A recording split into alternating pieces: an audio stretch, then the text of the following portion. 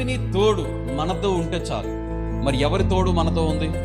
మనము ఎవరితో నడుస్తామో, ఎవరి సహవాసం కలిగి ఉంటామో, దేవుడు ఆ సహవాసాన్ని దేవుడు మనకు అనుగ్రహిస్తాడు. ఆయన తోడు మనకుంటాడు. ఆయన ఈ లోకానికి వచ్చిన తోడుగుండడానికి. ఓ కన్యక గర్భవతి ఒక కుమారుని కనును, అతనికి ఇమ్మానుయేలని పేరు పెట్టబడను. ఇమ్మానుయేల్ అనే పేరుకు అర్థం ఏంటి తెలుసా? దేవుడు మనకు తోడై ఉన్నాడు. ఆయన తోడుగుండడానికి నరుడిగా ఈ లోకానికి వచ్చాడు. నువ్వు అనుకున్నావు ఈ లోకంలో మనుషులు నాకు తోడుంటే చాలు, మనుషుల తోడు చాలు అనుకుంటున్నావా? కొంతమందికి దేవుడి తోడు పక్కన పెడదాం. సాతానుగాడు ఎప్పుడు ఉంటాడు, వాడు కూడా పక్కనే కూర్చుంటాడు. ఎలా కూర్చుంటే తెలుసు? చచ్చిరాగనా ఇప్పటికో పక్క నుంచి సైలెంట్గా అన్నాడు, నీ చాలా పాట పాడుతున్నాడు, పడుకో పడుకో పడుకో, వాక్యం నీ చెవుల్లోకి వెళ్ళకూడదు, మోకరిస్తున్నావు మోకరించుకో, కాళ్ళ నొప్పులు నీకు తెలీదా? డాక్టర్ గారు చెప్పారు కదా, కూర్చోవద్దన్నారు కిందనే.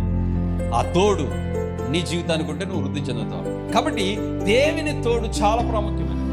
దేవుని తోడు మన జీవితంలో ఉంటే గొప్ప కార్యాలు మనము చేయదుము గాక.